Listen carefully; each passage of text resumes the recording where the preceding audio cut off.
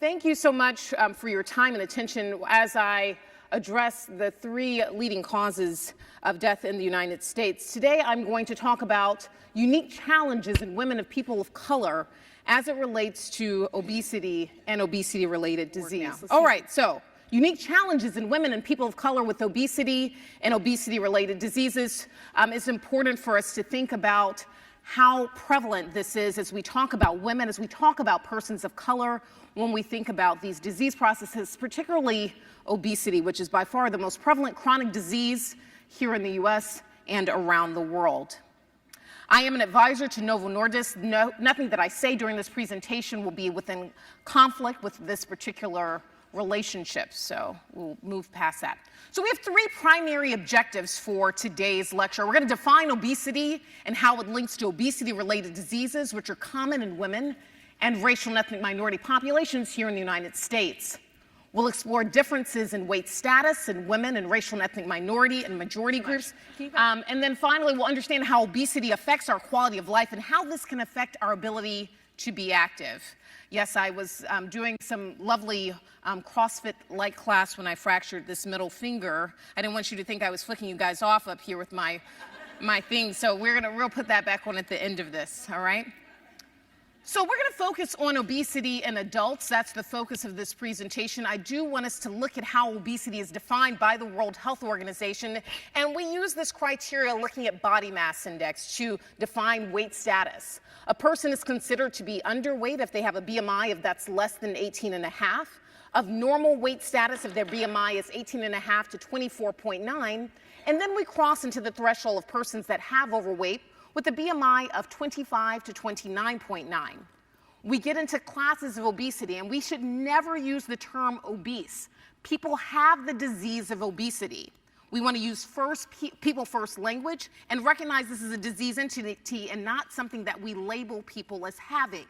It's a disease process, much like anything else we'll discuss today, like type 2 diabetes, heart disease, and we need to use the appropriate language when referring to patients that do struggle with this disease process.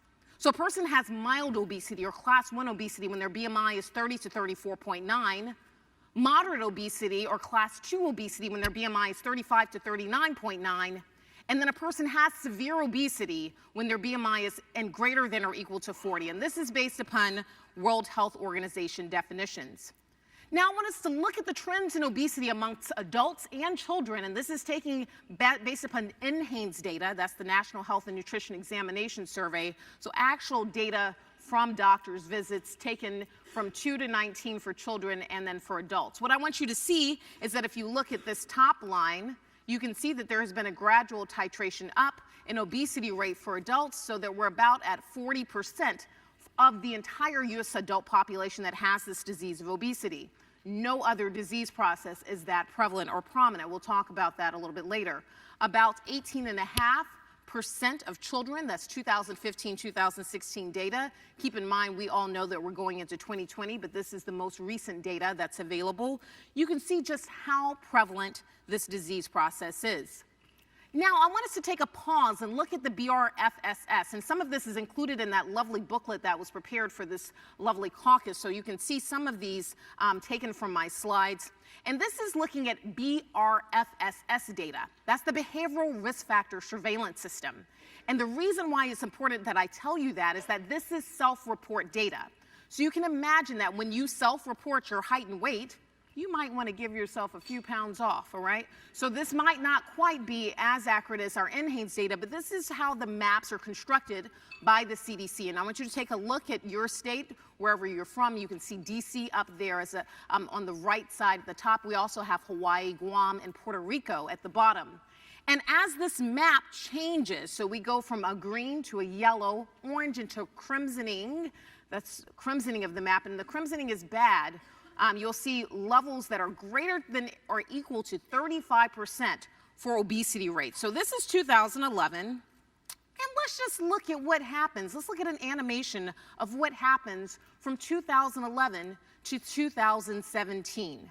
We see crimsoning of the map pretty quickly, and you can see how fast this happens, such that when we come to 2017, We have a lot of crimsoning of the map. Would you guys agree with this? You can see that we've picked up some of our southern states. We picked up West Virginia, Iowa, and there's only Colorado hanging out at a prevalence that is 25% or less by self-report data. Now what I want to do is look at how this differs by race and ethnicity, because it's important for us to recognize that there are indeed differences when we start looking at this by different racial ethnic groups. We'll start looking at non-Hispanic white adults in the United States, and you can see that as we make that progression, only West Virginia as the state in which we see greater than or equal to 35% obesity rates. And we have quite a bit of orange, so which is not as great here, kind of concentrated in the middle portion of the U.S. along with the South.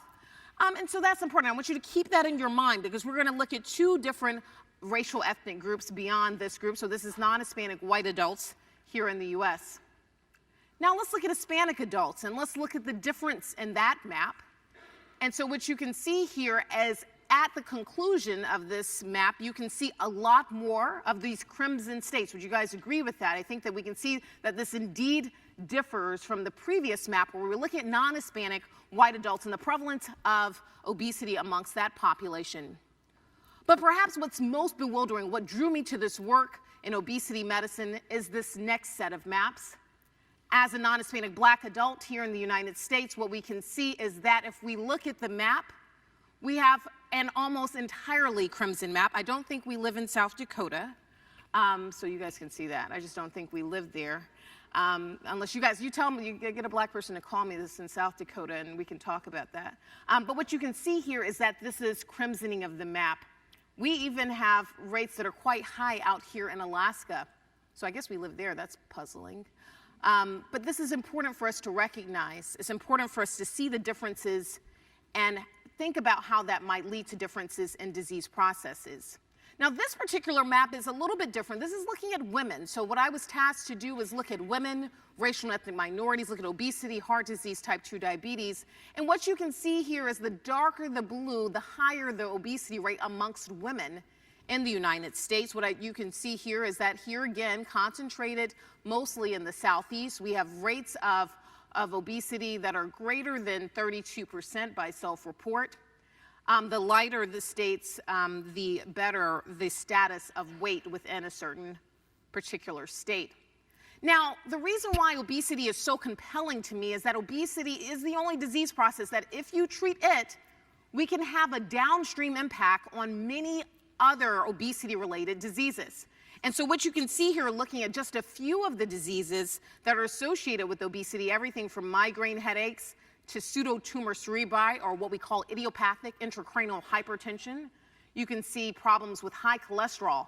Non-alcoholic fatty liver disease is now becoming the #1 reason for liver transplants in the United States. That's secondary to obesity.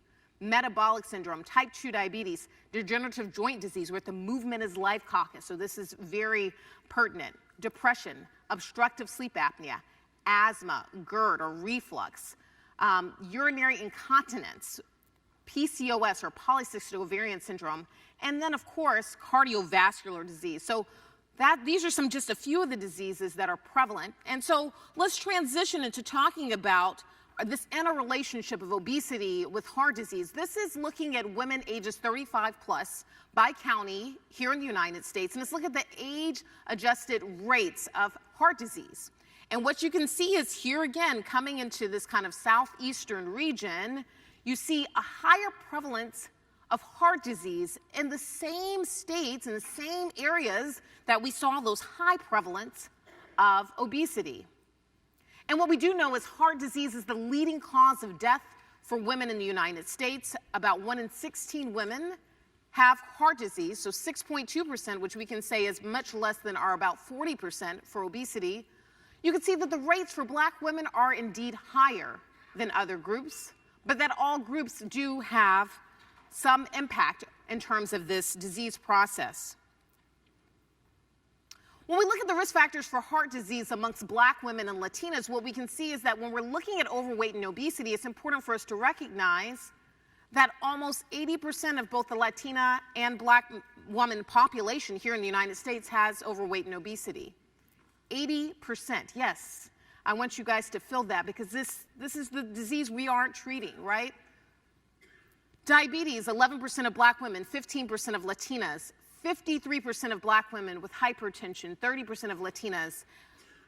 Lack of physical activity amongst black women is pervasive. A lot of it is we don't want to get our hair messed up. But let me tell you, I did kickboxing this morning and still got it back together. But no, this is very important because this lack of physical activity, of course, predisposes us to disease. And so we need to talk about this, have these conversations about how to remain and be active. So having any two of these risk factors, high blood pressure, high triglycerides, which is a type of cholesterol, low gut cholesterol, that HDL cholesterol, the one we want to be high, happy, healthy, impaired glucose metabolism, and having a large waist circumference, which for women would be anything over 35 inches, for men anything over 40 inches, and men, you guys try not to measure at the right area. It's at the umbilicus, your belly button. That's where you measure, not where you wear your pants, at the belly button, okay?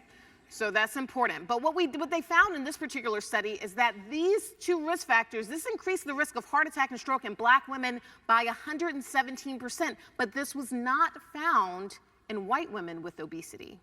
So there are some differences, some nuances that we need to pay attention to when we're talking about these patient populations and how we need to act as it relates to caring for these patients. This is the age-adjusted prevalence of diabetes. So we talked about heart disease, we're transitioning to diabetes, and we're looking amongst several groups. Just as recently as 2018, you can see that the prevalence of diabetes, 12.4% here in Hispanics, non-Hispanic white, 7.7%, and non-Hispanic black, 11.5% as of the most recent data. And then, of course, osteoarthritis. We have a lot of orthopedists here. They probably are very upset that I took off my splint. I'm sorry. Maybe it hurts me more than everyone else. But the prevalence of severe joint pain in adults with arthritis here in 2017. Here we go. Our southern states. Look at that red. So red is, of course, in this situation, not great again. This is also based upon self-report data. But look at the prevalence. We're talking about rates as high as 45.2% of severe joint pain. This isn't mild joint pain. We're talking about severe joint pain in these areas. DC, that's where we are right now. Lots of severe joint pain. So orthopedists, when you're figuring out where to work, you see where to go work, right? I gave you guys the answers here. Now, when we look at high blood pressure, diabetes, and stroke, what I want you to see is that there are differences when we look at African Americans and white individuals. What you can see here is we're going to focus on high blood pressure first, and the red is African Americans. This blue color is white Americans here in the U.S. Let's look at this age group of 50 to 64, because I think that's important for us to look at. And what you can see is high blood pressure rates 60%. 23% for diabetes, 7% for stroke. So for those over here, this is where I'm focusing my attention. And then what we look at is that African Americans are more likely to die at early ages from all causes. And we do know that this is multifactorial, but let's focus our attention here and just look at the deaths per 100,000 people for African American and how this is so much more pronounced when comparing it to our white counterparts. So with all of that in mind, I, as an individual, sought to figure out how do we really interpret this BMI scale that was really developed more than 60 years ago. And we use the same numbers for all races. And I think that that's problematic. We also use the same number for all genders. So at the beginning of this year, I published in the Mayo Clinic Proceedings my evaluation of how we look at body mass index when we look at diseases that predispose us to metabolic disease, specifically hypertension, dyslipidemia, which means abnormal cholesterol levels, and diabetes. And what you can see here is that when we adjust it based upon the current NHANES data, that the cutoffs actually differ by race and by gender when you have one of these obesity-related diseases. So you can see that almost across the board for men, the BMI cutoff drops below 30 in terms of when we really need to be paying attention to the likelihood of both morbidity and mortality. And for black women, for example, notice how it shifts up. So out of 30 into 31, 33 here for diabetes, and this is based upon all of the data from 2005 to 2016 from the National Health and Nutrition Examination Survey. So there are some differences that I think, and this I think better tailors BMI to the appropriate population based upon gender and major racial ethnic category here in the United States. Don't worry about this fancy stuff, but I do want to bring up how genetic association to waist-hip ratio. So not just what our actual weight is, where it's carried. If we're carrying it predominantly in our central region, that's predisposing us to metabolic disease and illness. Things like fatty liver disease, things like heart disease.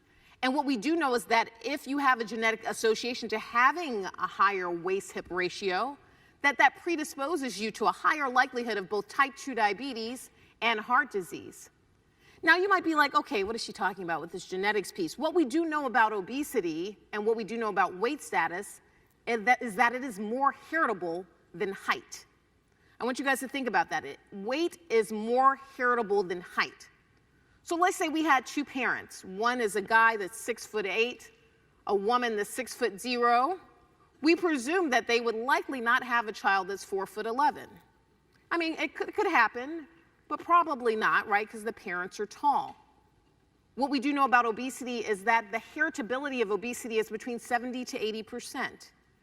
So if we have 40% of the US adult population that has obesity, potential contributors to the gene pool of their offspring, the likelihood that they will struggle with obesity, even with us adjusting for lifestyle factors, such as following the American Academy of Pediatrics recommendation of breastfeeding for the first year of life, eating organic, pureed foods, those things will not have as much of an impact if both parents have obesity. Because I told you it's 70 to 80% heritable. So I need to be able to treat the patient that was dealt that deck of cards. What we do know is that when we look at sex-specific impacts of obesity and leading diseases here in the US is that we have to look at this differently amongst men and women when looking at factors such as body mass index, waist to hip ratio, and when we adjust that waist and hip ratio based upon BMI. What you can see here is that we have a lot of the leading diseases. We have coronary artery disease, we have stroke, chronic obstructive pulmonary disease, this would be like bronchitis and emphysema, lung cancer, type 1 and type 2 diabetes, and renal failure. Here you can see men are in orange, women are in purple. And I want you to notice here is that the intensity of this scale, we go from kind of low intensity to high intensity, and then our odds ratio, the bigger the circle, the more likely the issue. So let's look, for example, at heart disease. You can see that men have a greater intensity, meaning that if they have a higher BMI, there's a higher likelihood of them having heart disease compared to women. But if we come down a little bit further and look at, let's say, chronic obstructive pulmonary disease, you can see that the intensity and the circle is higher also here amongst men. Let's hone in here on type 2 diabetes. I think this is important. Notice how in women, the circle is not only larger, so higher odds, but more intense. So the likelihood of having type 2 diabetes when you have a high BMI is much higher if you're a woman. So you can see that what they tried to do when they looked at this 112,000 person database was they tried to see how this differs and that we can't use a one-size-fits-all approach when thinking about risk for these diseases when looking at gender and when looking at race and ethnicity. So I like to always make sure that during my presentation I talk about energy balance and how flawed we are in our thinking about energy balance. When we think about energy balance, we think it's all about just the calories we eat and the calories we put out. So our food and beverage consumption, our bodily functions, our physical activity. And if we just got that under wraps, we would be exactly the size we want to be. Well, this is indeed inaccurate. And if we continue to perpetuate this mantra, we will continue to fail time and time again. What we do know is that energy balance is much more complex. And we have different things that are regulating energy balance. So I want you guys to look here at the green arrows, because I'll come back to that side. Things that are driving our energy demand and drive to eat, our resting metabolic rate. We have stimulating hormones in our appetite, like ghrelin, that tell our brain that we want to eat more. If we're looking at our red arrows, we have fat mass contributing to our inhibition of energy intake and leptin and other adipokines. And then we have these inhibiting hormones, like cholecystokinin, peptide YY, and glucagon like peptide 1, which inhibit our ability to eat. And this complex interplay acts with the brain to determine what our weight status is. So it's important for us to recognize also that not all calories are created equal. We are hyper-focused on the number of calories we eat. I'd never ask my patients how many calories they eat because I really don't care. I care about their quality of their diet. So if we look at this slice of pizza, this is on the order of about 350 calories. And on the right side of the screen, this is a dinner plate of quinoa, chickpeas, roasted red peppers, carrots, etc., on the order of approximately 700 calories. So I always ask my patients, which one would you eat? And most will say, oh, but you should eat this one. I'm like, well, why? I just told you it's double the calories. Because the calories don't matter. It's how our bodies think about calories that helps us determine weight status. But just because we eat like this doesn't mean we will be exactly the weight we want to be. And that's an important myth that's important for us to think about. So obesity is a multifactorial disorder where genetics, environment, development, and behavior all play a role in a patient's likelihood of struggling with obesity. So let's go back and hone in on the brain. And I'm going to take you guys into a very scientific space for a second, but it's important for me to do this for you to understand where obesity exists. So when we look at the hypothalamus, right? So the hypothalamus is centrally located here. It's getting signals from our fat tissue, our large intestine, small intestine, pancreas, and stomach. It's sending signals back via the spinal and vagus nerves to tell us not only how much to eat, but how much to store. Now, there are actual substances that actually have a relevant effect on feeding. When we look at ghrelin, which is a hormone which is produced in the stomach and also produced in the hypothalamus, its relevant effect on feeding is that it increases our appetite or it is orexigenic. Anandamides, which are in the small intestines, are also orexigenic. It increases our desire to eat and store. Insulin, and we're talking about endogenous insulin that's produced in the pancreas, its relevant effect on feeding is that it is anorexigenic. Anorexigenic, the opposite of orexigenic, it promotes satiety, so fullness. And it's also responsible for glycogen and lipid storage. Leptin, which is produced in the stomach short term and in the fat cells long term, its relevant effect on feeding is that it is anorexigenic. It promotes satiety. Cholecystokinin, which is CCK, it promotes early satiety, so you get full quicker. This is produced, of course, in the small intestine. And then finally, peptide YY, which is produced in the small intestine and the large intestine, its relevant effect on feeding is that it is anorexigenic, which means that it promotes satiety. And don't worry, after this slide, I will come down off my science horse, but I want us to look at leptin and how it regulates our food intake. So we have leptin, which is signaling from fat cells on both of these sides. So leptin is signaling from fat cells.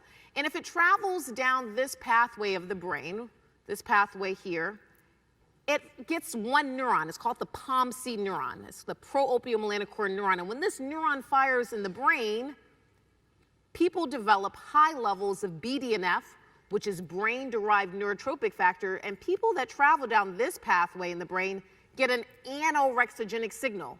So not only do they eat less, they store less. And so they're very lean individuals.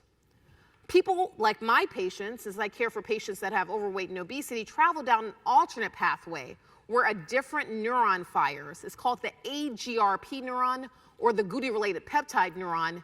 And when this fires, it inhibits the formation of brain-derived neurotropic factor. So these patients get an orexigenic signal, which not only increases food intake, it increases storage. So it's not just willpower, it's actually how your brain is firing to tell your body what it needs to be. I like to think of it as a gas tank, for example. So some people that have severe obesity have this gas tank the size of an army tank, let's just say.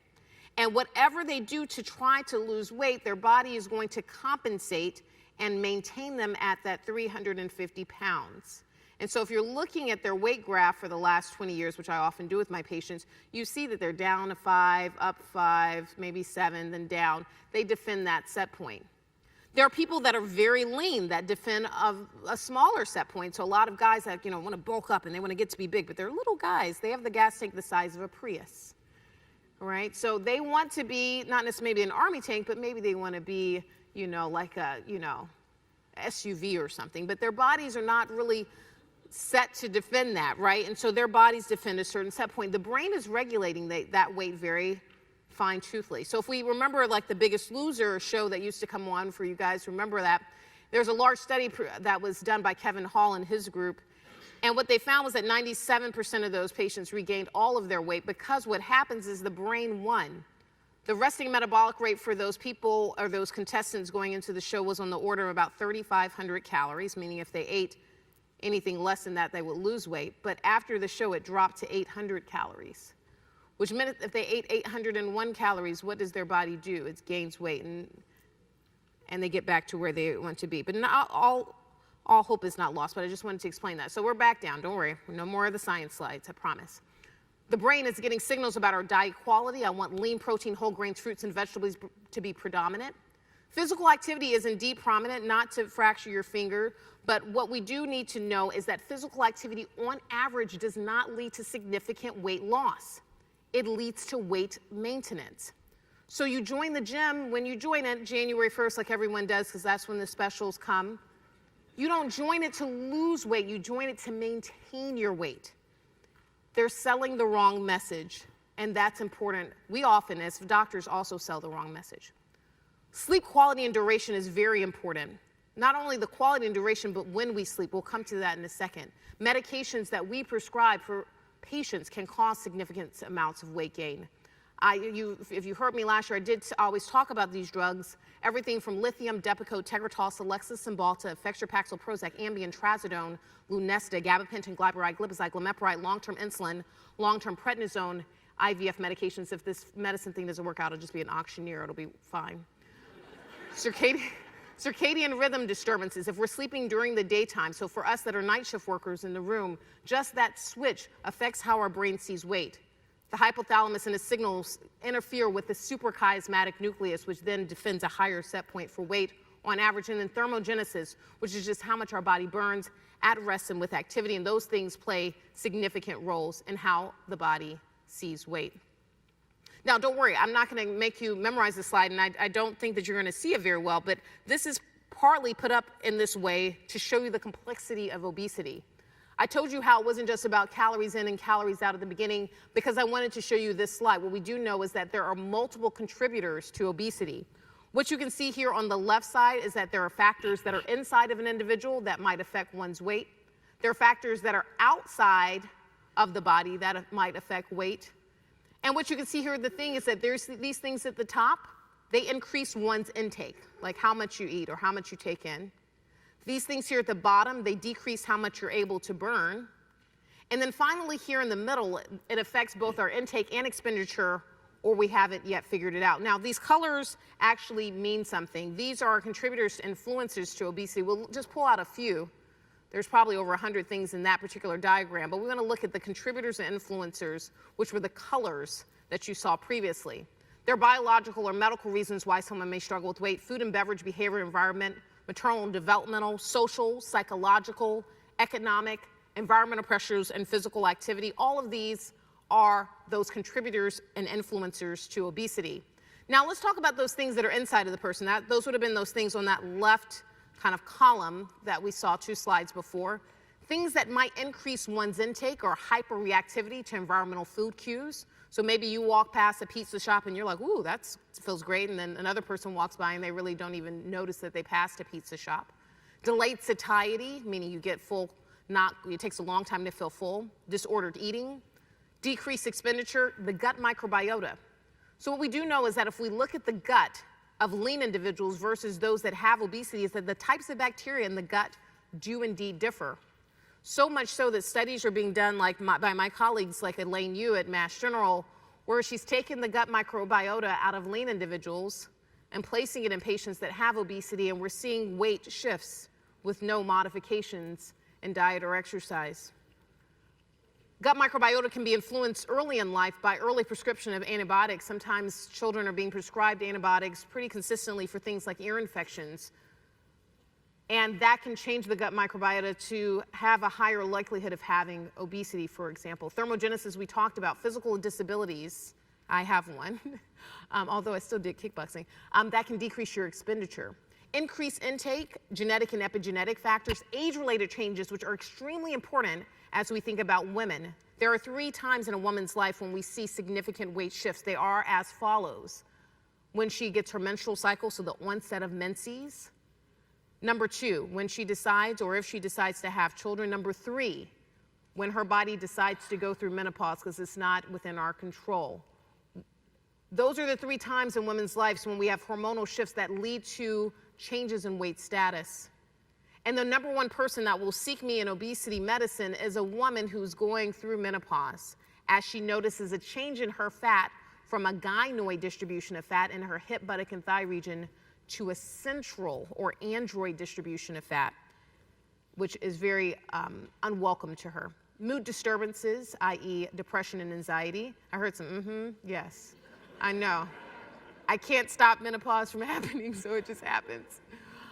Things that are outside the person that might increase intake: environmental or chemical toxins, pervasive food advertising, large portion sizes, decreased expenditure, our built environment not being conducive to activity, sedentary time, labor-saving devices, and things that might increase intake and decrease expenditure are stress. One of the major issues that we've talked about during this conference is issues such as racism. You can imagine that if you experience racism, that leads to stress, which leads to more weight, which may be one of the things that explains this difference in obesity within African Americans here in the US. Weight cycling, which means you go on the diet on Monday, and then that lasts for about 4 days, and then you go back off the diet, and then you go back on it 2 weeks later, another diet. So weight cycling, when you go on a diet and you don't do something that's not sustainable, the body ends up defending a much higher set point for weight. So don't go into a fad diet, because that will lead only to weight gain. Maternal and paternal obesity also. Now, what we can see here is that there's differences in how fat's stored in men and women, and we look at men. Men tend to have more visceral fat. Visceral fat is around the organs, such as like fatty liver, for example, and visceral fat tends to look like this. So you can see how this is kind of like more rigid. This is what it kind of looks like. Notice how there's that central or android deposition of fat that's more common in men, which is why I told you guys you need to measure at the umbilicus when you're measuring that waist circumference, which should be less than 40 inches in men and less than 35 inches in women. Notice how sub-Q fat is different. It tends to be a bit more in the hip, buttock, and thigh region. And notice how the fat cells look a little bit different here when we're looking at sub-Q fat versus visceral fat. So visceral fat, bad for us. Sub-Q fat does not appear to be deleterious at all to our health. And then we talked about how this affects women particularly. And what we can see here is that visceral adipose tissue, which is fat around the organs, is decreased by estrogens. It leads to a bad metabolic profile. It increases inflammation. It increases our cardiometabolic risk. You can see that also abdominal. So if we carry sub-Q tissue that's there around the abdominal region, it also has that negative effect.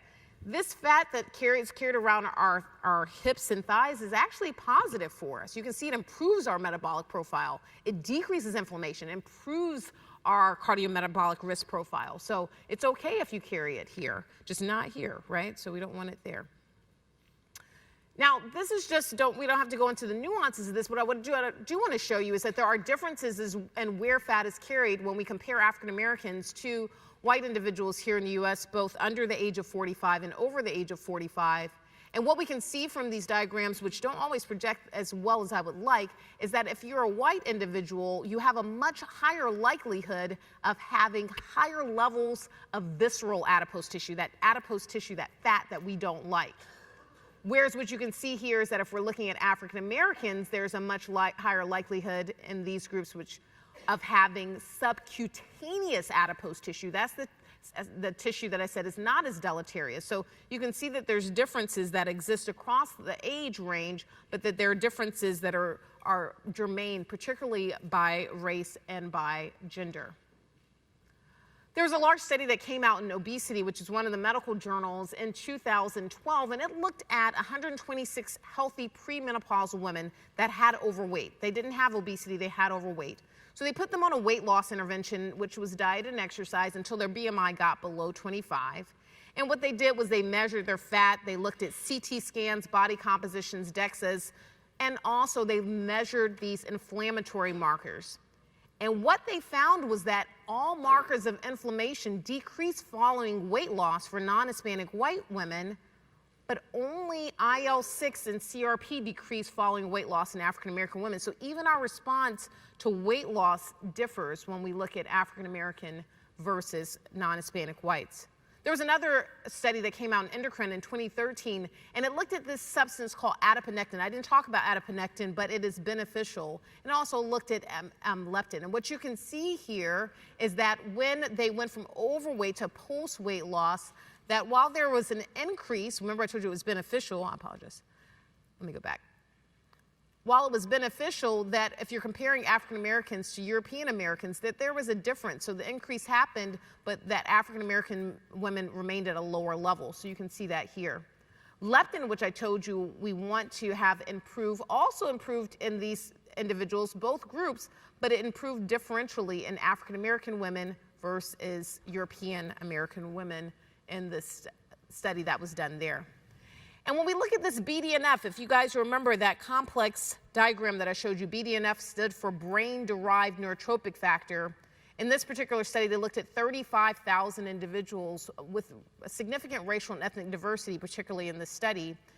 And what they found was that those that were more likely to carry this major TT allele were more likely to be white, and those that were Hispanic and African American were more likely to carry this CC allele, which led to lower levels of brain-derived neurotropic factor, which meant higher levels of food intake and food storage in this large cohort of about 35,000 individuals.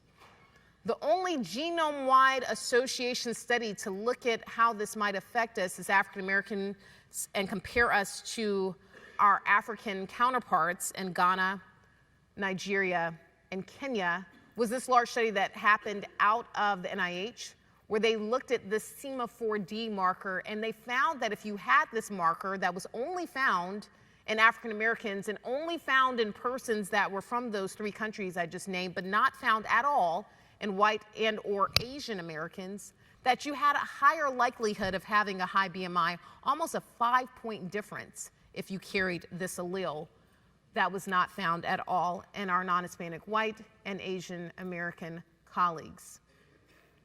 So let's look at the potential reasons for ethnic disparities in obesity. We have increased energy intake, maybe decreased energy expenditure, we talked about that. Life stressors, racism, lack of career options, family illness and death, which can dominate our time, secondary to the higher risk of disease and death. Cultural influences may have or play a role. Genetics can play a role. We talked about obesity being more heritable than height. And so those are some of the key issues. And when we think about how obesity relates our ability to be active and to function, we know that there's this interplay where bodily functions and structures affects our ability to be functionally mobile. That leads to our health-related quality of life maybe being impaired. And that's influenced by environmental factors often and personal factors, things such as our built environment, factors such as not having the resources to be engaged in activity outside of our work because of the demands of our job and the demands of our family. So when I think about selecting treatment for adults that have obesity, I do use the guidelines that were put out by the American College of Cardiology, the American Heart Association, and the Obesity Society. And what you can see here is that if you're looking at body mass index category, and of course this is not based upon my recent Mayo Clinic study, but what you can see is that this is just looking at all comers based upon these BMI standards by the World Health Organization. We can use diet, physical activity, and behavioral therapy for all groups, right? So that's the base of the pyramid. We can start to begin to look at pharmacotherapy, medications to treat obesity when we get to a BMI of 27 with significant comorbid conditions, i.e. heart disease, type 2 diabetes, and obstructive sleep apnea. And then we can begin to consider metabolic or bariatric surgery once we typically get into obesity, but it's most commonly approved for persons that have moderate obesity with those comorbid conditions I just mentioned, and those that have severe obesity, whether or not they have comorbid conditions. It's important for us to recognize that both with pharmacotherapy, i.e. medications, and surgery, that only 1% of the US adult population that meets criteria for either intervention actually get it. 1%. So that means 99% are not getting either medicines or surgical intervention, despite the fact that 40% of US adults have obesity. So let's talk about surgery, metabolic and bariatric surgery, and how much improvement can happen after a surgical intervention. What you can see here is that many things change. We have a decrease in migraine headaches by almost 57%, depression 47%, idiopathic intracranial hypertension 99%, obstructive sleep apnea 74%, asthma 70%, non-alcoholic fatty liver disease 90%, reflux 72%. You guys, why are we not using this intervention for those people that might struggle if we can not only get rid of their obesity, but all of these medical issues related to the obesity, the things we've talked about today, heart disease, diabetes being two of the very prevalent ones.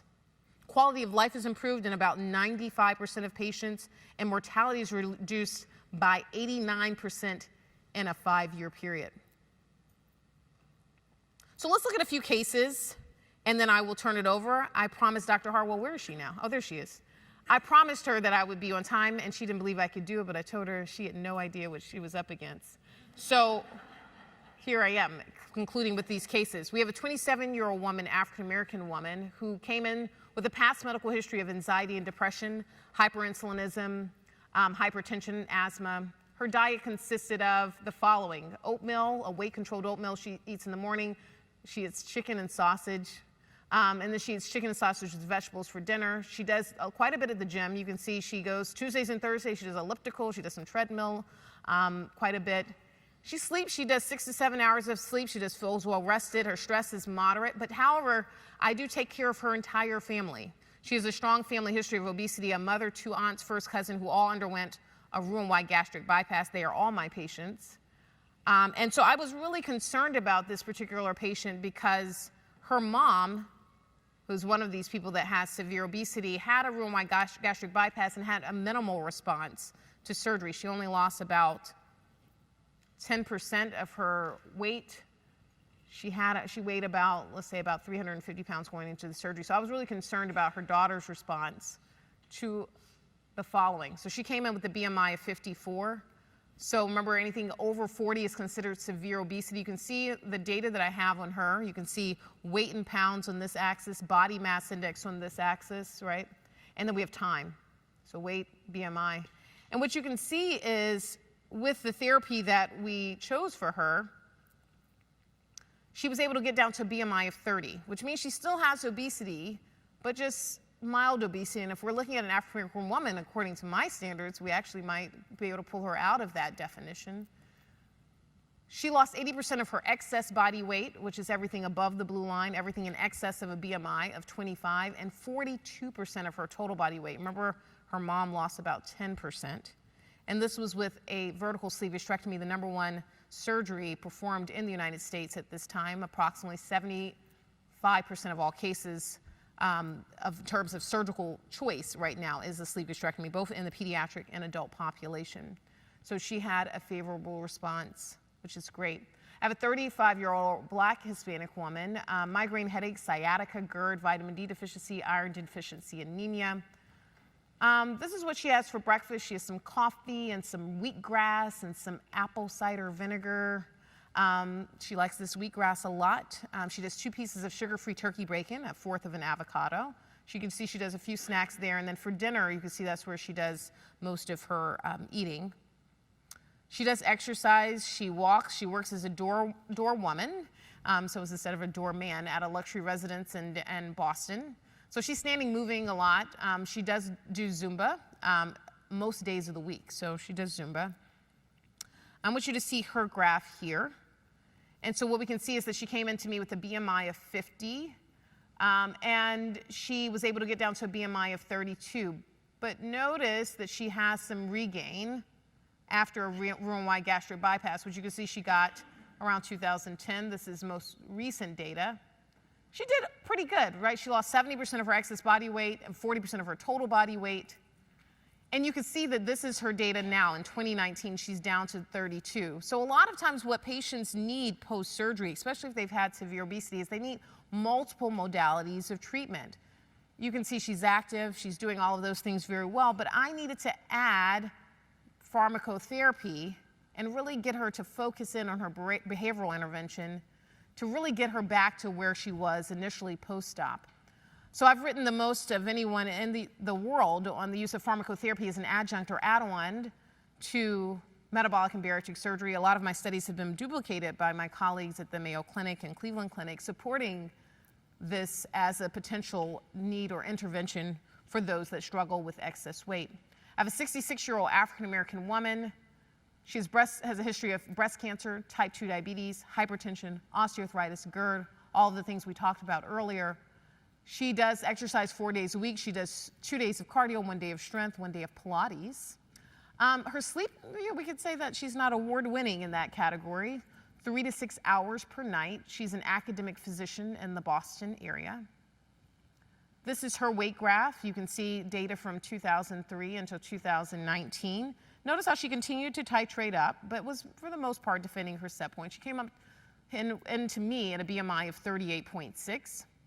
She also had not been diagnosed with type 2 diabetes until her first visit with me, which I'm sure is a delightful first encounter. But you can see that she's done very well. Her BMI is now 27.3, based upon her this most recent data in 2019. She's lost 75% of her excess body weight, 20% of her total body weight loss, and she had a sleeve gastrectomy at the age of 65. Case 4, 63-year-old African-American man, hypertension, dyslipidemia, chronic kidney disease, stage 2. This is his diet. He has 1 to 2 eggs. He has some multigrain toast, some granolas or berries he may skip. He has a salad, usually at lunch. He does eat out quite a bit, but when he's out, he gets fish and roasted vegetables. Not fried fish, you guys, because I know somebody had some fried catfish. I'm not naming any names in this room. Last night. Okay, so trainer twice a week, weights and aerobics, swimming lessons, the squash. You can tell this is Boston, right? Walking the dog. And so this is a different graph. This is an epic graph, which I don't like as much as the graphs that were our old graphs at MGH. But you can see that this gentleman has responded quite well to therapy. Weight is in the purple line, BMI is in the green line, and you can see how he's responded over a very short period of time. So from 2016 to 2019, he had a BMI of 29, now down to 25.5. He's done really well with the addition of 2 different medications. He's on phentermine, which is the medication that's been around the longest, and liraglutide, or Saxenda, a GLP-1 agonist, which is an injectable drug that he utilizes every day. So in summary, obesity is a multifactorial disease process. Obesity-related diseases disproportionately affect racial and ethnic minority populations, and that there's an increase of prevalence of obesity-related diseases in women. Evidence-based weight loss strategies should be entertained in women and racial and ethnic minority populations. And there are a few action items that I posit, which are steps should be taken to ascertain the etiology of the higher prevalence of obesity within ethnic minority communities, that healthcare providers should be more vigilant about making the appropriate diagnosis overweight and obesity in ethnic minorities. Strategies should be employed to address disparities in prevention and treatment of obesity in ethnic minority communities. Earlier this year, I published a book called Facing Overweight and Obesity, a complete guide for children and adults. It's available on Amazon, Kindle, and paperback. It comes out of Mass General Hospital with my psychiatry colleagues. I do find it to be a good source of information, not just because I wrote it, because I really was thoughtful in thinking about things that people might need to know as they navigate this disease process. And finally, if you need to contact me, please do so. I exist on these platforms and would be happy to entertain questions, concerns, thoughts, and I'll come and talk in your location if you want me to. All right, it's great. It's been great. Thank you so much.